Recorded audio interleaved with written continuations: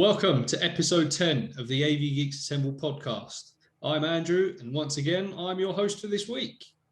With me this week to speak to our guest are Alex. Hello. And Liam. Hi. How are you guys? You all right? Good, thank you. How are you? Yeah, all good. Yeah, not bad. Not bad. Yeah, getting there.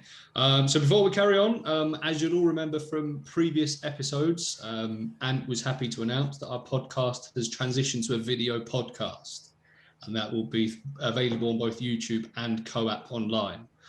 So Co-op Online, Centre of Aviation Photography, if you don't already know, is a venture from Rich Cooper, which is your one-stop shop for all things aviation photography. We will leave a link in the description of this video. Before we introduce our guest for this episode, we just want to emphasize again that our opinions are entirely our own, and that does also go for any of our guests, either today or in the future. So now that's out of the way, it's time for our guest to join us on this flight. We're still not quite sure on the final destination, but we will see where it goes. So with us today is USAF C-17 Pilot, Jeremy. Hello, Jeremy. Hey, how's it going? Glad to be with you. Yeah, not bad, not bad. How are you getting on? Good. Just time between flights right now, so a little bit of office work and getting to do stuff like this, so all good. Yeah. I mean, thank you for joining us. We appreciate your time. Obviously, busy man as a pilot, so we're grateful for your time. So thank you. Yeah, my pleasure. Cheers. So to start off with, tell us a little bit about yourself, how you got into aviation and photography. Okay, sure. So for me, aviation definitely came long before photography. Kind of grew up, my dad was in the Navy, and he was one of the crew chiefs on the carriers. So he was one of the guys that would like launch the F-18s and the F-14s and stuff like that. So growing up, I got to hear all the stories about being out at sea and being around the planes and the jet fuel and the sound of the engines and all that. So I was kind of in that culture growing up.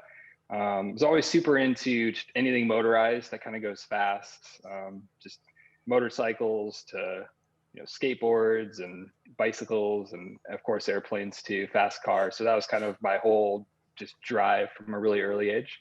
So actually initially I was a motorcycle racer for about 5 or 6 years. And that was kind of my initial direction. It's really trying to get started in that, trying to train to go pro in that arena. But after kind of doing the career calculus on that, figured that the chances of a long and fruitful career in that is kind of slim. So looked at the options, and flying airplanes was at the top of the list for sure. And so from there, did Air Force ROTC and started doing pilot lessons, and was lucky enough to go to pilot training with the Air Force, and just been doing that ever since and loving every minute. Nice, ideal. Yeah. Sounds good. And what about the photography side of things? Do you do much in the way of photography, or? So I actually just got my first camera recently. Nice. It's the Canon, one of the entry models. Yeah, Good man. it was a gift, so I didn't. I love it for what it is, and it's been great for me. And also the capability of the camera, is way higher than my capability as a photographer. So plenty of room to grow still for me. But I've kind of gotten into that recently. Always kind of been like the idea of photography, and then it was kind of just, I guess maybe several months ago that put two and two together and realized that taking pictures and being around airplanes, it's a win-win. There's like no way to have a bad time mixing those two things. So been kind of dabbling a little bit in trying to learn, aperture, shutter speed, and definitely more challenging than taking a picture with like the iPhone or like your cell phone camera. But I'm kind of getting my feet wet with that and trying to learn as I go. Well, we're looking forward to seeing your results, definitely. I think Alex is in the same boat though. Yes, I'm a Yeah, you newbie just as well. recently got your first camera as well, haven't you? Yep, the Canon as well. I'm outnumbered here, 3-1. This isn't fair. No, nice one. No, it's always good fun. Like obviously your first camera, you'll always remember that first camera because it's just different, like you say, compared to an iPhone where you point and shoot with, unless you've got it on auto, which there's nothing wrong with that. There's a little bit more to it, isn't there? I know when we were, when we were at Lakenheath recently, you're there talking about settings, who's got it on what, who recommends this and that. So there's quite a bit to it. So but it's enjoyable. As long as you do enjoy it, it's quite fun. But yeah, no, that's cool. Like I say, looking forward to seeing how it all goes for you, mate. So to continue, we thought the best way for us to get to know our guest and for you, the listeners, to get to know Jeremy as well, we thought we'd bring back one of our other icebreaker games, which unfortunately for me, because I'm not very good at it, it's 20 questions. For anyone that doesn't know the rules, we'll ask Jeremy 20 yes or no answer questions to see if we can find out his favourite ever airframes. If we do get to question 20, then we must make a guess. So everyone clear on the rules? Mhm. Yep. All right. So what we'll do, we'll go in the order that's on my screen, which Alex, you can go first. Then we'll go for me. Then we'll go for Liam. You guys happy with that? Yep.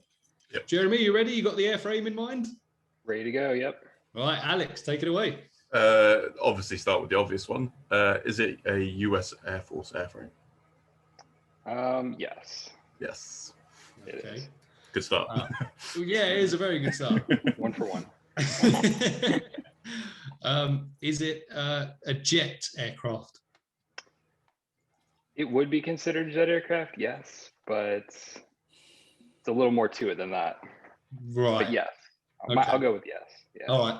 We'll have to see if we can Yeah, I'm stumped. make that a bit clearer. Someone get Google up quick.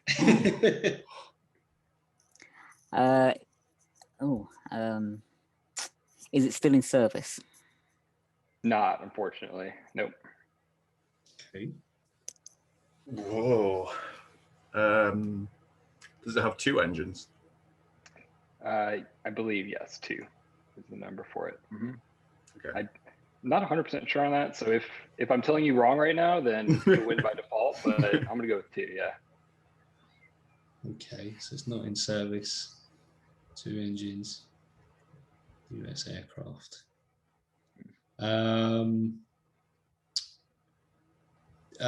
Could it be flown with just one pilot? Yep. Yeah. Okay. It's another hard one. Could it land on a carrier ship? No, it would not go well. Oh. US Air Force. 2 engines, 1 pilot. Not in service. Now, I want to guess at the Blackbird, but that's probably not right. You're not cold on that. Okay. That was my question. Okay, we'll just ignore all that. Right. I'm trying to think of someone I can ask that eliminates the Blackbird. Is it the Blackbird? No. Yeah, there we go. Right, everyone's. But that's you're in the right ballpark there, I'd say. Okay, that's all right. I'll just leave it. I have no idea. I'm going to amend the answer and say it's a single engine aircraft, kind of the same neighborhood as the SR-71, but it has 1 nozzle. I thought it had 2 engines, but I just looked it up. I'm pretty sure it has 1. If that helps Okay. at all. Right. So it's a single. No. Right, so if we recap, it's a single engine aircraft that was in service with the US Air Force that isn't anymore, that can be piloted by 1 pilot. Right, so that was our recap. So essentially what we've said is single-engined aircraft that was in service with the US Air Force, can be piloted by 1 pilot. I think that's sort of where we got so far, isn't it? Yeah. I think it was your question, Andrew, if you've got one. Was it stealth capable? No, it wasn't designed for stealth. It wasn't designed per se, but inadvertently, it probably would be pretty stealthy. I think its cross section would be pretty small.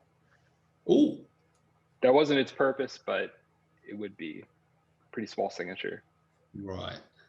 All right. Well, that was question 7, Liam. Oh,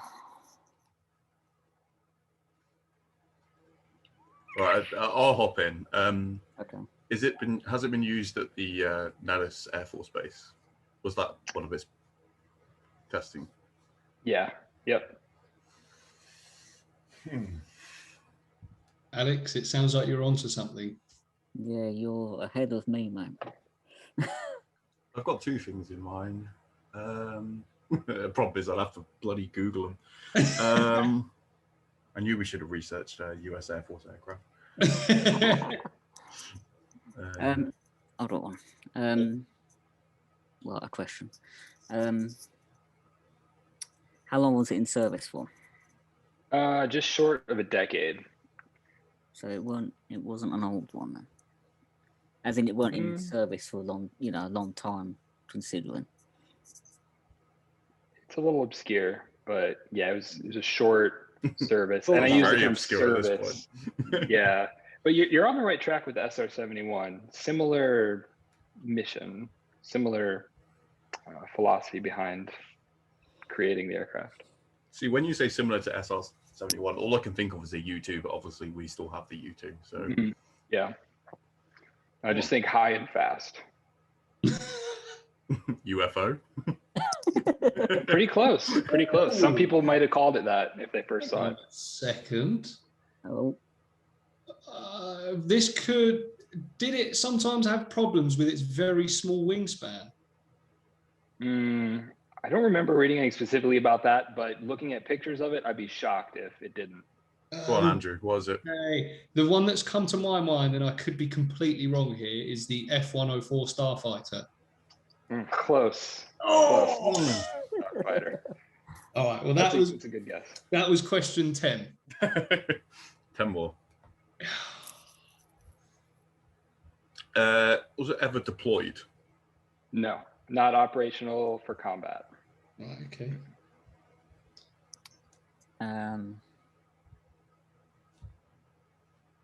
Could it do any sort of air combat missions, or was it long haul?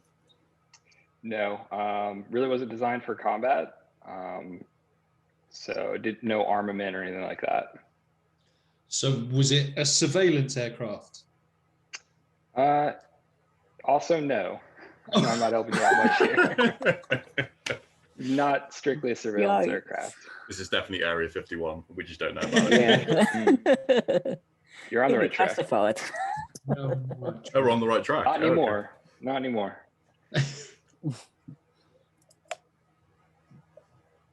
Actually, I hope it's not. Maybe I should check. No, it's not. It's a single-engined aircraft that used to be in the US Air Force, piloted by one pilot, high and fast. One engine. Yeah, small, like a small aircraft. I can hear Martin shouting at us right now. I know Martin and Ben are going to be absolutely. And probably Ant. Right now, aren't they? I can give you a hint. A juicy hint right here if you want. Okay. So this aircraft didn't actually take off like a normal aircraft would.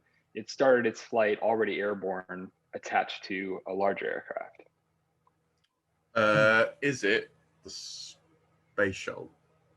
No, but close. Oh. In a way. Some people might call it a space shuttle, but no, it's not. I'm pretty sure I can see it in my head, but I'm going to be honest with you, I don't know what it was called. Is that off 20 questions now? No, we're probably on about 44. We've done 14 questions. Oh, yeah. Wow. So it's getting close. 14. So it doesn't actually take off. It's already in the air. Yeah. It's like docked on another aircraft. If you know, you know. At this point, I don't know if...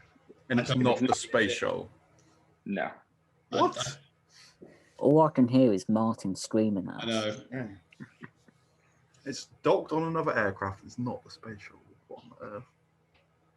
You two lads are looking down. Are you Googling? Andrew is 100% Googling. No. I would say give us another clue, but it'll probably give it away. Well, no, it won't at this stage. So it didn't have a strictly jet engine, but it had a rocket engine. So in that way, it's similar to the shuttle. Has an actual rocket engine attached to the back. It wasn't called the X-15, was it? Yep. You got it. I knew it. Oh. North American X-15. Nice. Good guess, Andrew. Look, with the correct editing and tweaking, we got that in about 10 questions. That's one. I'll edit it. So after I ask, is it in the US Air Force? That's it. You just say that. Is it the X-15? Yep. Yeah. Wow, that was easy. Oh dear Yeah, me. it's kind of obscure. I thought the SR-71 would be a little bit too easy. And honestly, I like the X-15 a little bit more anyway because it's. I need to look this up. Yeah, it's I a don't even know badass what it little is. plane. It docked. Sorry, I was just going to say, so what made you choose that airframe then? I think it's kind of like a flying machine in its purest form of Oh wow. the highest speeds and the highest altitudes that it can attain. And it's very experimental, hence the X designation for the X-15. Mm-hmm. And just the ingenuity that went behind designing it and getting it to all work, and the way that they docked it up on the B-52. The B-52 took off with this little airplane hanging off of its wing, and then That's took what off. I'm just looking at. Yeah, it's a heck of a little machine. And they would just catapult it off and turn on the rockets and just basically launch to space and then glide back down. But I just like that whole era was really amazing when people were pressing the limits more than ever before. The Bell, was it the B1? No, not B1. X1? Yeah, I think it was the X1, the first one that broke the sound barrier with Chuck Yeager. Right. Just that whole era has always really appealed to me. So was that ever, this might be a silly question, but I don't know, was it ever piloted, that X-15 then? Mm-hmm. Yeah, it had one pilot in there. Right. Yep. Wow. So he's basically fired off of a B-52 in a little rocket. That is outrageous. Yeah. I mean, not like very many people can say that, can they? I mean, you know, in all fairness, there's not many people that can say they're C-17 pilots, but there's even fewer that can say they've been rocketed off of a B-52. Yeah, it was a special era. Yeah.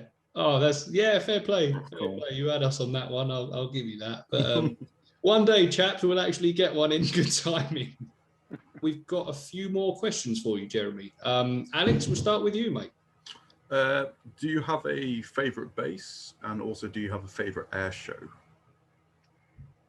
Favorite base is hard because there's so many. I like different bases for different reasons. I love Charleston. I mean, that's kind of the obvious answer. I've been based here for a few years, and definitely love the location. You're right close to the beach. And also, I like going into the Northern California region a lot too. They have Travis Air Force Base up there and Beale Air Force Base. Both of those facilities are pretty solid, and you're right there by the beach on one side, and then you can go over to the Sierra Nevadas, up into the mountains, do some skiing or snowboarding or snowmobiling, and there's a lot to do whenever you're spending time up at those bases in Northern California. Nice. Sweet. Air show, probably my favorite that I've been to. I haven't been to a whole lot of air shows, unfortunately, not yet. But my favorite air show that I've been to was the Singapore Air Show. I went back in 2018, and that was just, I think it's the largest air show in Asia. At least that's what they tout as their claim to fame. And so seeing all those demonstrations and all the static displays from all over the world was amazing. And Singapore is a really interesting, fun place as well. Definitely a lot of fun there. Nice. Have you ever done the air tattoo in England? Not yet, but that would definitely be on the bucket list. Yeah, nice. Check that out, because I've seen pictures and videos and definitely looks pretty epic. Yeah, cool. Nice one. Liam?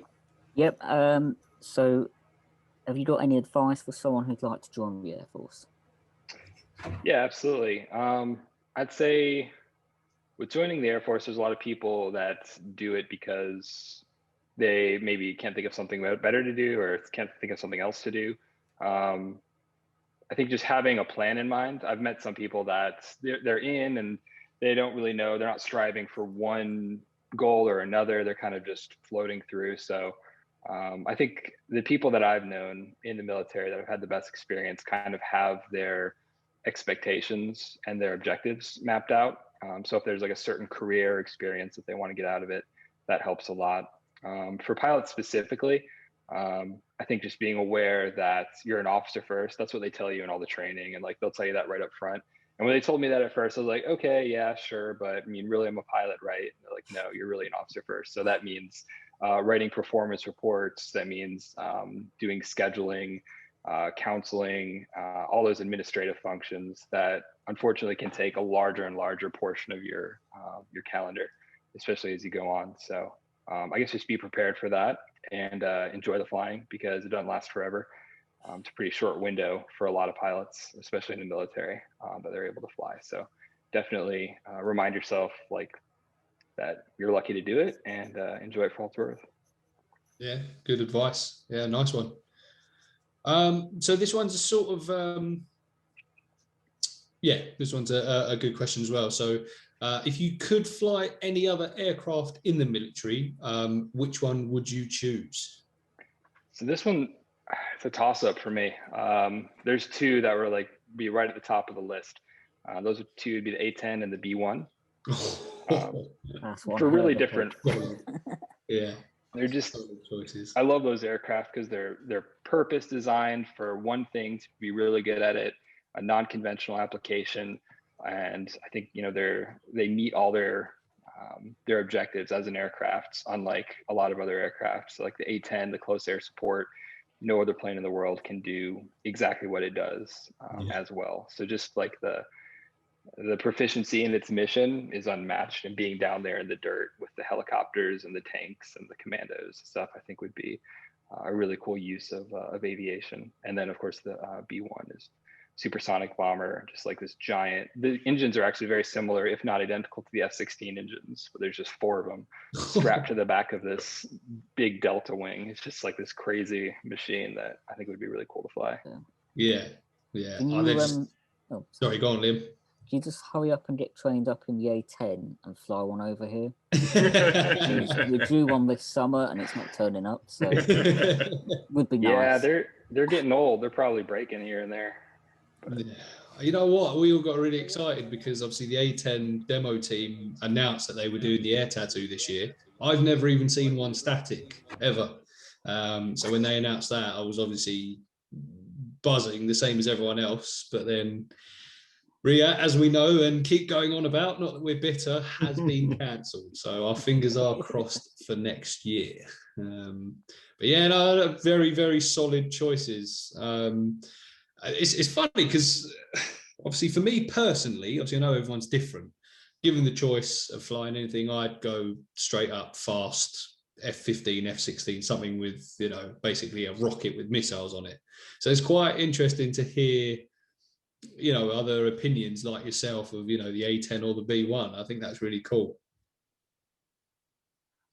I think everyone would probably pick a fast jet and a bomber type aircraft, wouldn't they?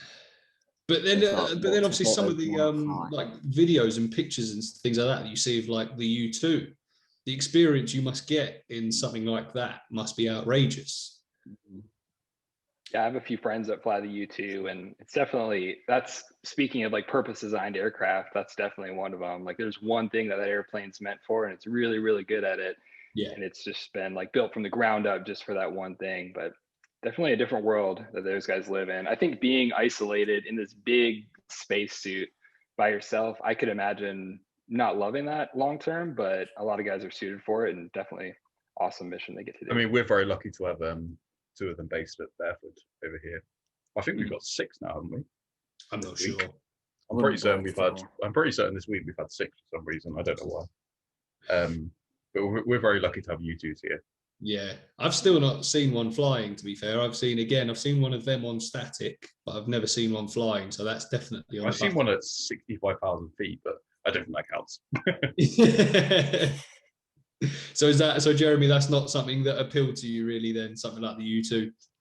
I mean, I would definitely probably fly it a few times, but I just think the long duration up there in this 60-year-old airplane, the challenge would definitely be exciting. But I just think like that isolated environment, I definitely thrive more in like a crew environment, a little more like teamwork and bouncing off other agencies and stuff. But I mean, it wouldn't be a bad choice. I wouldn't turn it down if it came along eventually.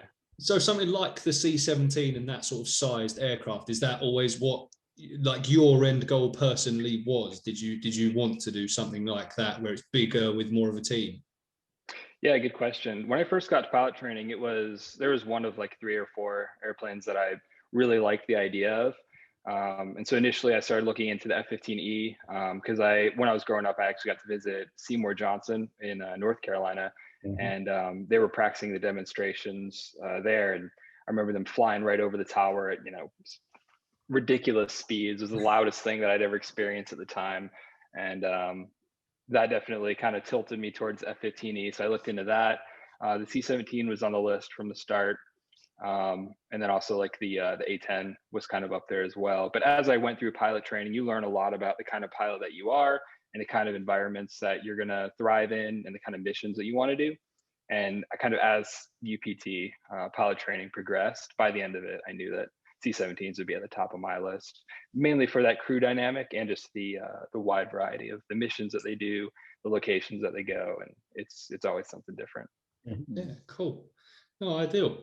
Obviously, I'm sure we've got a few more questions, but we'll carry on with it. So we've got some questions online from a few of our, team members and friends. So Mike had a few questions for you. I'll start with his first one. And he asked, what's the weirdest or most unusual cargo that you've ever transported? Good question. I think some of the things that come to mind we're not supposed to talk about. Yeah, if you're allowed to say. Yeah. A lot of the missions do kind of have a shadier, like they definitely kind of lock you down on what you're able to say.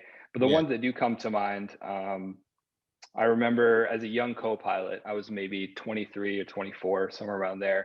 And we loaded up the president's limousines, which was a crazy experience. So there's 2 of them, and they just kind of drove them right into the C-17. And I remember thinking in that moment, like, a guy in his young 20s with the president's limos on the back and this massive airplane, like flying into New York City and stuff. Like, this is crazy amount of responsibility for a pilot like that young. They definitely train us and like we're ready to do it. But I remember at the time just thinking like that's the presidential limo that's right there, and you're flying it around in the back of your airplane. It was a weird feeling. And then a lot of the combat stuff is really cool too. The guns, the different weapon systems that we take into the Middle East downrange. That stuff is pretty rewarding because it's going to go towards keeping those people safe out there. Yeah, no, nice, awesome answer. Alex, did you want to ask the next one? Yeah.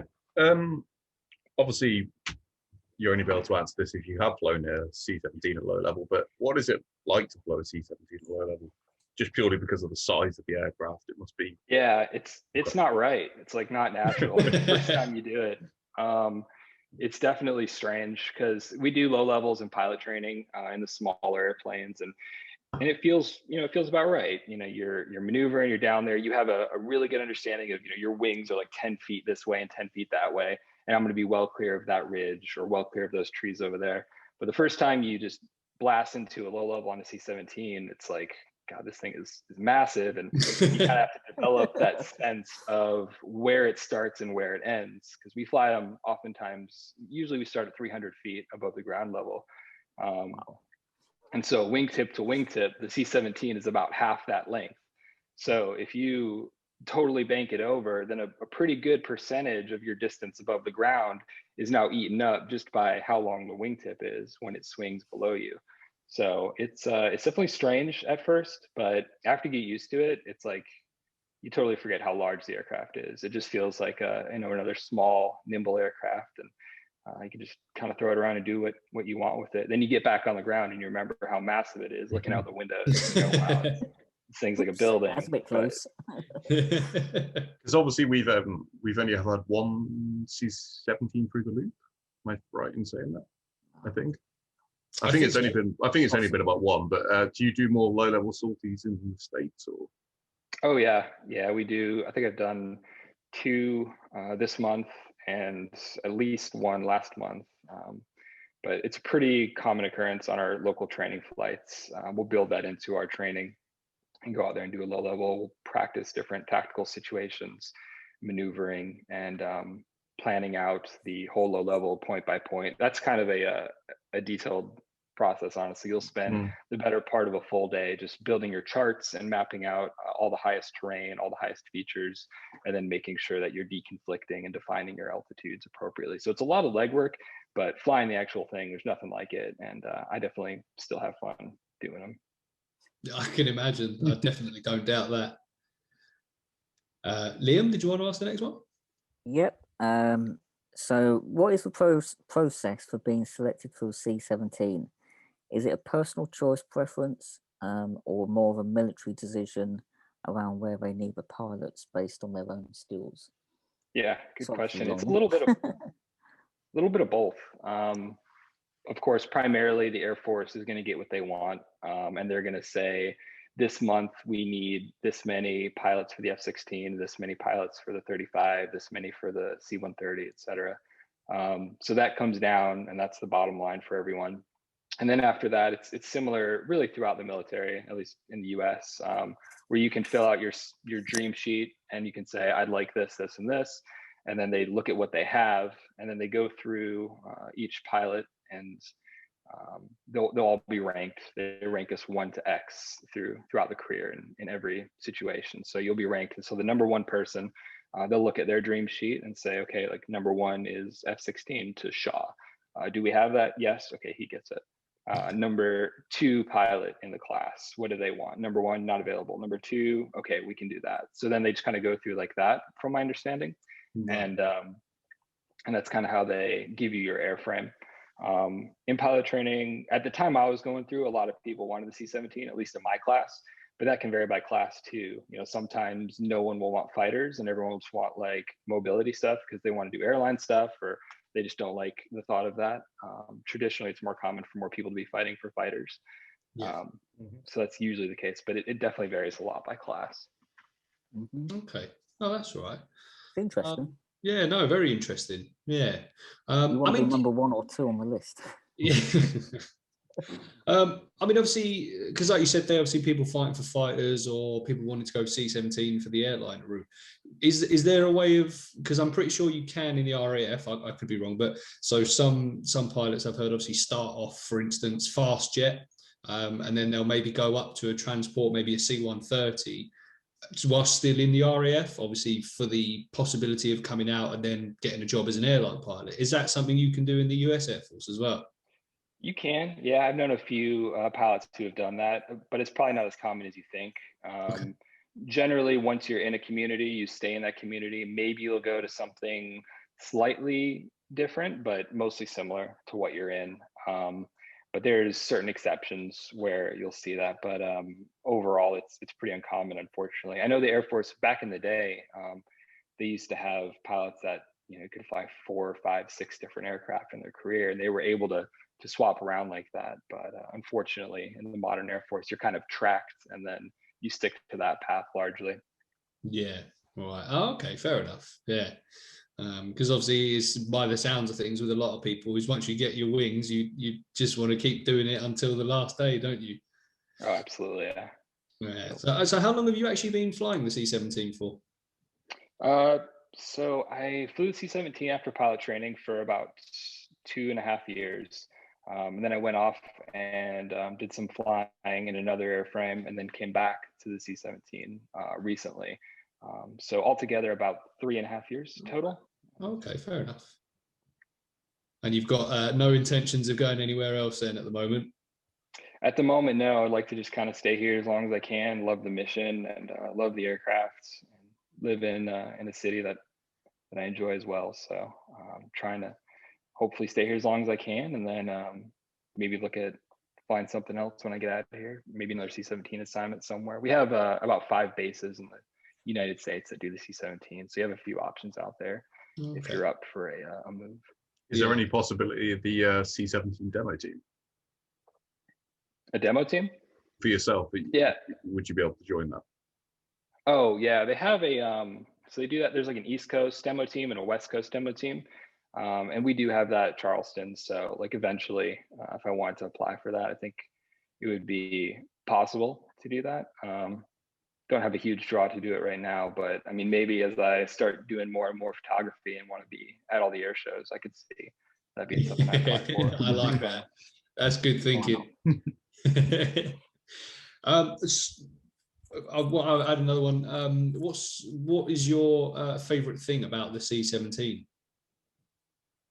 So yeah, really, it's just the variety of the day-to-day stuff. I think like when you get to a new airplane, it's really exciting and novel and interesting for a while, and then you kind of get used to it. And the thing for me that keeps it interesting, keeps me coming back for more, is the different missions, the different places we go. You know, you could be out in Europe doing humanitarian aid type of thing, and then 2 or 3 weeks later, you could be down in India or Vietnam, something like that. You'd be doing air shows. We even have the Antarctic mission. Charleston doesn't do that, but that's one of the missions that you can get to go and like resupply the research stations out there. Wow. But just the sheer variety of things that we can do and places that we can go, that definitely does it for me. That's class. I didn't know there was that last one. Yeah, that is class. Liam, have you got any more questions, mate? Yeah, kind of just leading off what you've just been talking about, really. I guess it's 2 questions in one. Where's your favourite place you've had to go? And where's one of the places you'd most like to go to if you've not been? It's a good one. It's a hard one. On my last count, I think I've been to Mildenhall, of course, number 1. But in terms of number 2, I've been to over 50 countries at this point, and even remembering them all, sometimes I can't offhand. But the ones that stick out, like Singapore, I mentioned that earlier. That was a really cool country. Just totally different world over there, and that was really, really interesting. Madagascar and Mauritius, which is Mauritius is the little island off the coast of Madagascar over there. Those are really interesting, and those stick out. Norway, Denmark. There's so many that come to mind that I'd love to go back to. But a lot of cool places. It's really hard to pick just one. I don't know. We'll go with Lake Genevieve. Good answer. Love that. No, that's class. I'm sure I had another question. How many, if you can say, how many missions have you been on? It's a good question. Probably in the neighborhood of 50 to 60 altogether. Wow. Yeah, somewhere around there. And they can be anywhere from, sometimes they're like 2 or 3 days, sometimes they're 2-3 weeks. Is the majority of that Middle East? A higher percentage than I would have chose for myself, definitely. A majority, probably close to a majority. Yeah. If you look at just missions. It's interesting. You said just then, obviously, could be 2-3 days, could be 2-3 weeks. So with what you do, obviously in the C-17, have you ever had to do like months away, like really long deployments, or is what you do more a case of you go there, do what you need to do, and come back in a space of a shorter time than, you know, say some that go away for 6 months? Yeah, we do deploy currently, so we'll be gone for about 3 months at a time. Okay. And usually we deploy to, you know, the kind of places that you would imagine down there, and basically just jumping from one little place to the next, moving, you know, these commandos need to go here and these medical supplies need to go here, and you're just kind of jumping all throughout that theater. And those are about 3 months at a time. So it really depends on the kind of mission. There's different categories of missions, but a lot of the downrange stuff will be done by the people that are deployed there, and we rotate pretty much year round. Okay. To keep pilots over there for that mission. Alex and Liam, I'm shortly about to move on to some photography questions. Have you got any more aviation related questions? We can ask them after if you want. Yeah. I've got loads. Transition wise, yeah. Go photography. Yeah. So obviously we've spoken a lot about the C-17. We've spoken a lot about obviously what you do in the Air Force, which obviously really interesting stuff. But as we know, this is also photography based. And obviously we spoke to you earlier on and you said got your new camera. Have you got anything, obviously you want to take pictures of aircraft and air shows. Is there anything you've got in mind photography wise that you want to try as well? Have you got like, do you want to try landscapes or, you know, underwater or anything like that? Well, now that you mentioned underwater, I kind of want to do that. Hadn't even occurred to me before. Nice. That sounds pretty cool. Maybe do like the cage diving and get the great white sharks and all that down in Australia or something. But I mean, primarily for me, it's kind of just branched off of aviation and flying, Okay. and kind of that day-to-day exposure. So right now, I'm really focused on, I guess, the aircraft while they're flying. It's, as you all probably know all too well, it's very challenging to get those. So trying to hone that skill of catching the motion, but not too much blurriness. That's kind of the challenge for me right now. And then also I want to keep developing my ability to catch things from the cockpit view, kind of like that pilot's eye perspective of whatever you're seeing, you know, both like the cockpit environment and whatever is going on external to the aircraft as well. So would you be allowed to take your camera on base? My next question. Yes, you can, although there are like certain regulations for the flight line. So depending on what's going on with security forces, they may or may not come harass you if you're taking pictures of the flight line. But as long as you know the rules, like as a Air Force member, you kind of know, don't take pictures of certain things, and then it's sanitized, and you know, there's no harm that could really come from it. So I wouldn't recommend going on base with a big camera, but you know, if you have like a cell phone, you might get away with it pretty easily. So maybe on this big telescope. They don't question you taking pictures in the cockpit? In the cockpit, no. No, thankfully they leave you alone up there for the most part. And then of course there's some missions where you just know that you don't need to be taking pictures. And so if someone, another pilot or someone is taking pictures, you definitely need to like let them know it's not a good idea. But everyone kind of has a feel for that on those sorts of missions. Yeah, so I guess it's a lot of it is to do with sort of judging the environment and what you're doing, and I guess the operation that you're carrying out at that point as well, really, isn't it? Oh, absolutely, yeah. Using some discretion, that counts for a lot. Because I think it's funny because Alex, our previous guest, he's KC-135 crew chief. He was saying similar about being on base and taking pictures. It was a case of you can, but you could be told, right, those pictures you've just got, delete. So it's interesting to know that regardless of where you are, the rules still apply. Yeah, for sure.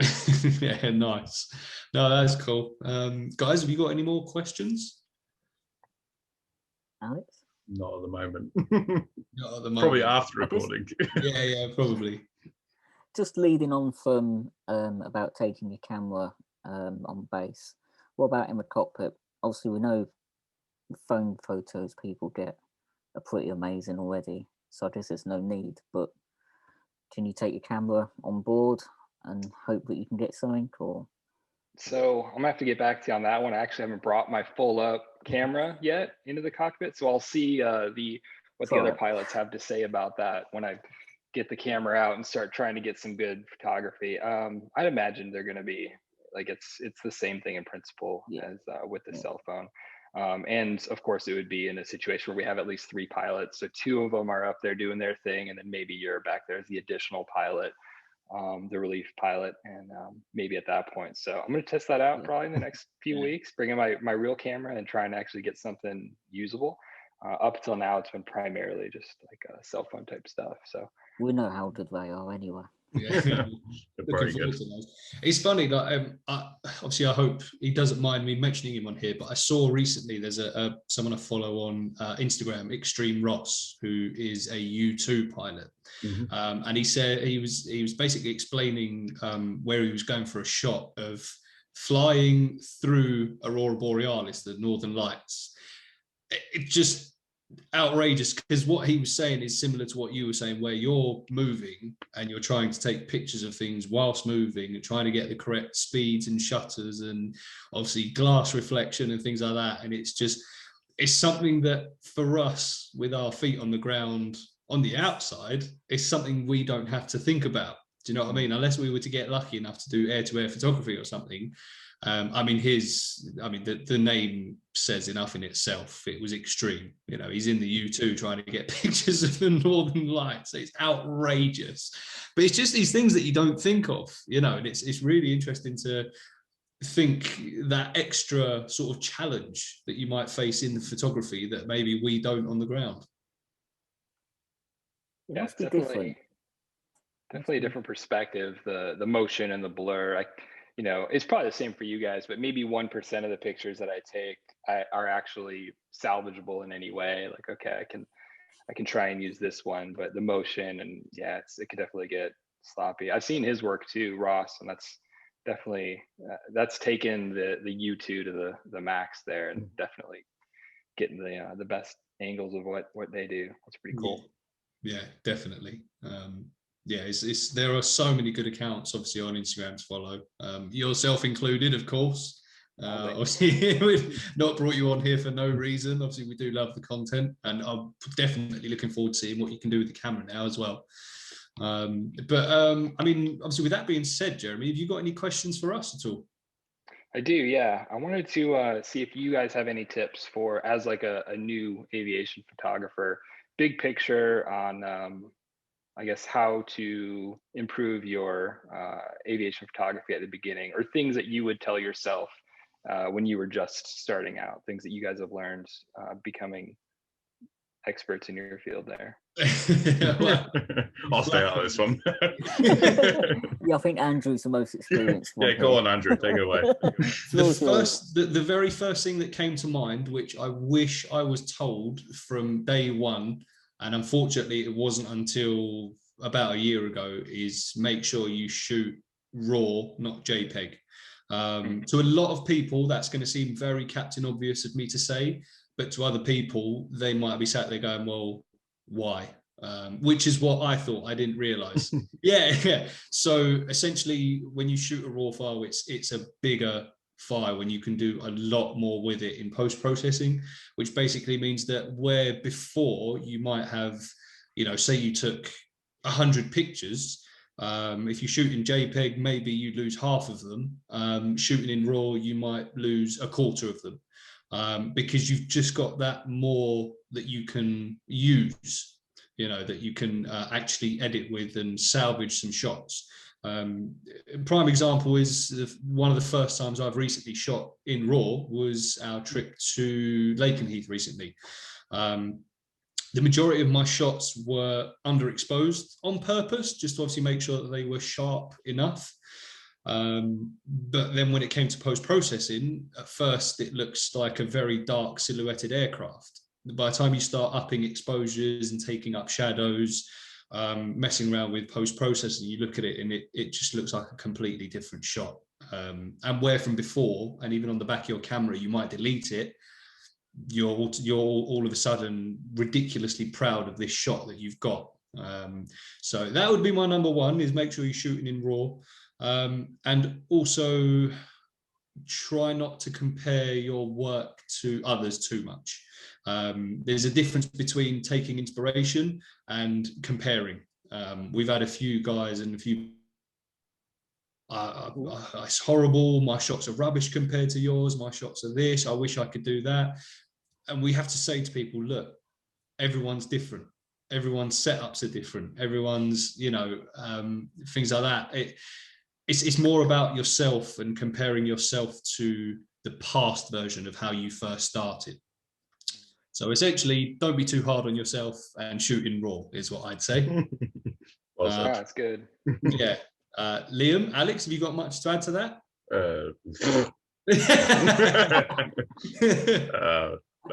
Go on, Liam. I just don't do what I did on one of my first spotting trips and leave the camera switched on the night before a big trip. That's probably pretty high up on the list.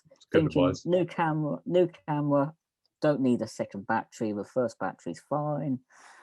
Yeah, that was the biggest mistake. No, in general, I think my sort of motto is, if I've got to sit and edit a photo for a long period of time, it's not worth keeping. If you've got to do so much changes to it to make it postable, look good, or you're happy with it, again, I wouldn't keep it personally. But other people have different preferences. People say spend as much time editing as you need to get the shot there. but my personal preference is sort of, if it's not at least 60% right, I'm not going to keep it. It's probably a bit Probably harsh, forces you to become a better photographer too. Yeah. By, like, Do you just edit your trying to push photos, yourself. Jeremy? Do I edit? Yeah, a little bit. Nothing extravagant. Like a little bit of contrast or brightness to kind of bring the backgrounds alive a little bit more. Definitely nothing like, I think Lightroom was one I downloaded recently, but I haven't used it yet. It looks like there's a lot that you can do with Lightroom. Yeah, I think but that's right what now, most people use. Yeah, even on the cell phone, it looks like it's a pretty usable, accessible little application there. So I'm going to mess around with that, but for now, it's just been. No, Lightroom's good. Leaning on from what Liam said, obviously about you know, with it being 60% right, you will find that that's quite a popular opinion. But like Liam said, you will find differences. So for me, for example, the amount of times I've heard, you know, get the shot right in the first place, I do sometimes think it's not as simple as that. You know, I know that's not particularly what Liam was saying, but for me personally, even if it looks like a dreadful picture, if I think there's any chance of salvaging it, I'll give it a go. But a lot of that is to do with my enjoyment in post-processing. So where a lot of people want to turn up, click, shoot, job done, maybe up the contrast, I'm good to go. I quite like having a picture that I think, you know what, that's dreadful, and then seeing if I can get it to the point of going, that's going up. It's always worth trying. It's just don't spend too much time on it. Yeah. Unless you enjoy it. Definitely. Yeah, you will hear different things. That's the thing. Obviously, but again, the thing is, there's no silly questions, and you will get different answers as well. Which sounds really daunting. Do you know what I mean? Like, I'm sat here going, yeah, everyone will tell you different, and don't listen to anyone. Yeah. No. Flying is the same way. I'm used to that. Yeah.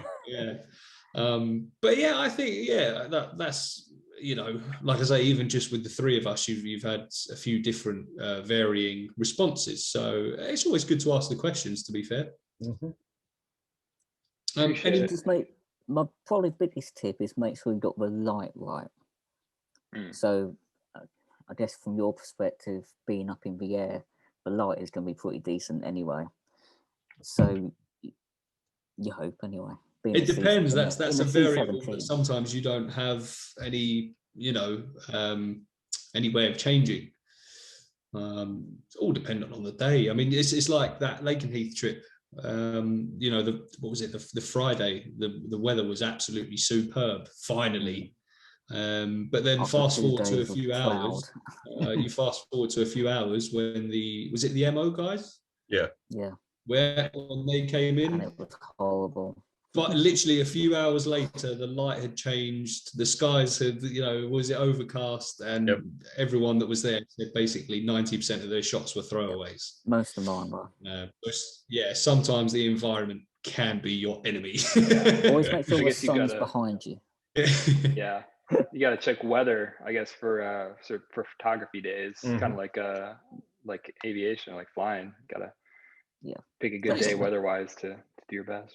It sounds like they've got their similarities, to be fair. Obviously, I'm not here saying we're now military men because we take pictures, but like what you're saying, like making sure that the environment and the weather and the timings as well, you know, because the last thing you want to do is turn up to a place and everything took off 3 hours previous to your, you know, prior to your arrival, because then what's the point? It's the weather. Sorry. No, go on. The weather can sometimes make or break your trip or your day photography. Matt in the group chat today, Matt Bright, he's had a bad day, I think, down at Shawbury, because it's just been overcast, and shooting helicopters in overcast weather is probably not the easiest thing to do.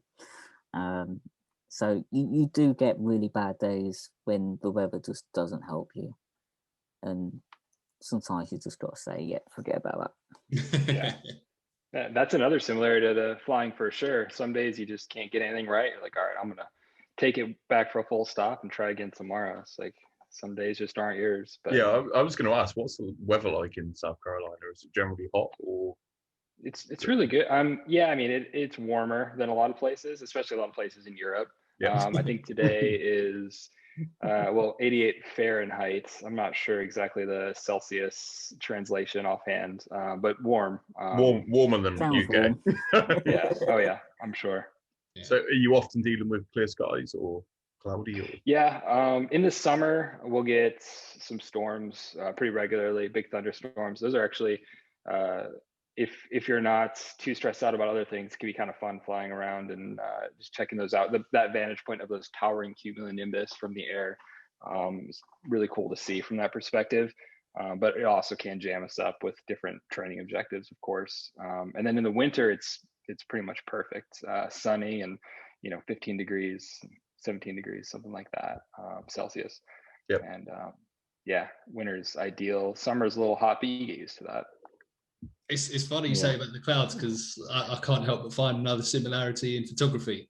Sometimes, as bad as being overcast and cloudy as it is, you do get times where you get ridiculously dramatic skies, horrible clouds, but they make a picture just look so savagely dramatic. So again, that's one to look out for as well. If you're milling about and fancy taking some pictures but you think the weather's rubbish, if you've got some dramatic clouds outside, it's always worth looking at for sure. Definitely. Right, Jeremy, any more questions for us at all, mate? One last question for you I had. Have any of you guys had any cockpit experience, or would you want to at some point?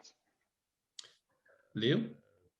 I've flown a Cessna 152. That's about it. That was pretty nice. That's what I flew too at first. That was my first flight, the 152s, 172s. Nice. Yeah, I'd like to try it again. I actually have a fear of flying, so I'm not sure why. You picked the perfect hobby then. Yeah. That's why he keeps his feet firmly on the ground and just takes pictures of them. I'm happy to take pictures. Yeah. The closest I've got is obviously back in the day going on family holidays. I always wanted to be a pilot, so I'd always try and speak to the pilots, ask if I could sit in the cockpit, go and visit the pilots, and that really was about it. I'd love to give it a go. I'd love to maybe have a flying lesson or anything like that. But unfortunately, it's just never quite happened for me at the moment. I don't want to say I got close, but I did apply for the RAF a couple of years back. Unfortunately, not that I'm bitter about it, but I was one mark off of proceeding to the next stage. And you used to work for a BAE, didn't you? I did, yeah. I did work for BAE Systems, but that was more the maritime side of things. I was hoping to maybe see if I could transfer elsewhere, but again, things just didn't happen. Did they let you reapply for that, or is it one shot and then done? Was that the RAF? Sorry.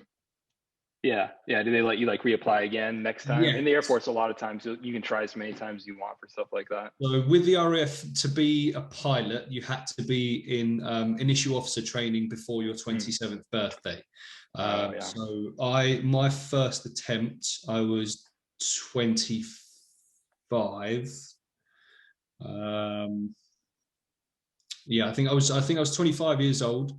And I got all the way up to RAF Cranwell. I did my computer-based aptitude testing and all of that. I was obviously doing my fitness on the side, hoping to get to the next stage. And then when it came to that testing, I beat. So basically, there's an overall score that you have to beat, but you also have to beat the individual sort of testing sections. I beat the overall score, but I was one mark or section below one of the areas that I needed to complete. And he said, unfortunately, because of that, he said you can apply again, but it has to be 12 months later. So you can apply once a year, all the way up until you're 27. So obviously now it's out of my hands, which does sort of help, because now I know it's not a case of me not wanting to or not. I'm not allowed. I'm now no longer allowed to be a pilot. So it's worked out for the best. Don't get me wrong. I'm not in the military. There's still civilian stuff too, though. Yeah, unfortunately with that, I did know a guy that is now flying for EasyJet. Only thing is it cost him about £70,000 to get his commercial pilot's license. Because he did say to me, he was like, "Yeah, you should do it," and I went, I don't have £7. And he said, well, borrow it off your family. I said, I don't know what you think my family do. I said, I'm not sure what you think we do over here, but yeah, it is what it is. I mean, I'm happy with what I'm doing now, and I enjoy aviation photography. Obviously speaking to the people like yourself as well. It's almost for me the next best thing, and I really enjoy what we do now. So yeah. Well, So, at the very least, if any of you guys are ever in Charleston, let me know. We can go rent a little airplane and tool around the beach and stuff. It'll be fun. Yeah. yes. Sounds like a plan. Alex will never get there, but I'll watch. You can take the pictures. Yeah, I'll go.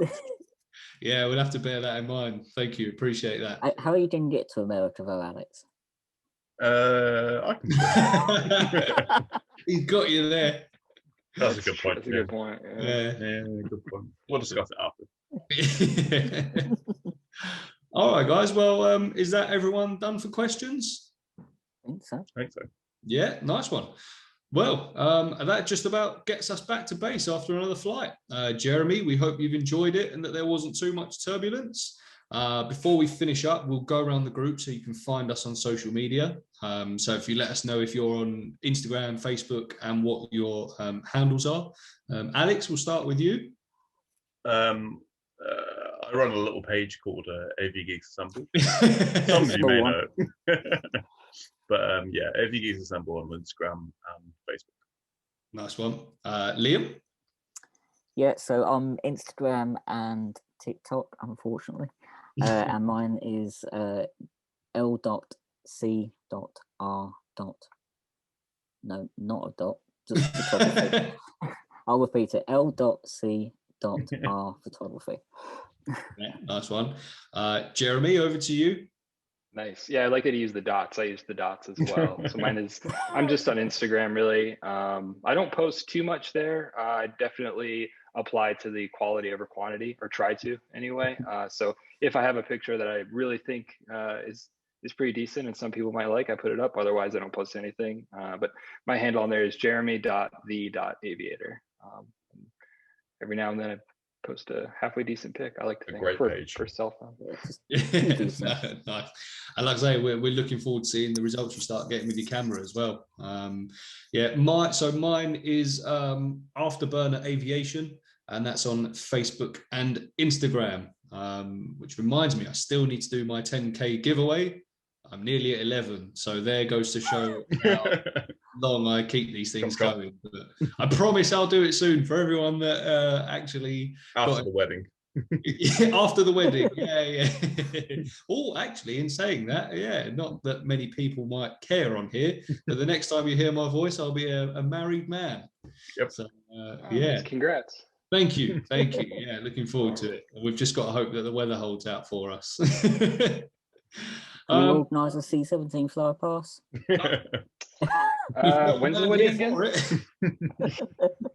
And then we'll give Panic a bell and see if he can get behind in an F-15 as well. I'm not asking for much. You know. Andrew, you'd still miss it though. You'd still miss them, yeah. But yeah, to everyone listening and watching now as well, of course, thank you for joining us on episode 10. We hope you've enjoyed it as much as we did.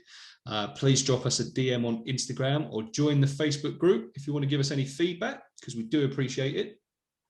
So in episode 11, we'll have another special guest, a Togger who has traveled the globe, and we may or may not have mentioned his name earlier in this podcast. So if you can figure out who we mean and would like to get your questions answered by him, then please send us a DM on Instagram, which is once again at AvGeeks_assemble, or we will start a topic on our Facebook group, AvGeeksAssemble, for you to post your questions there. So Jeremy, again, thank you so much for joining us. We do appreciate your time. You know, at the end of the day, you're a very busy C-17 pilot, and you've given your time to humble old us. So we appreciate it. It's my pleasure. It's great talking to you guys. Yes, likewise. And yeah, we look forward to seeing your adventures on Instagram and all the things you've got to come. And we look forward to talking to you in the future as well.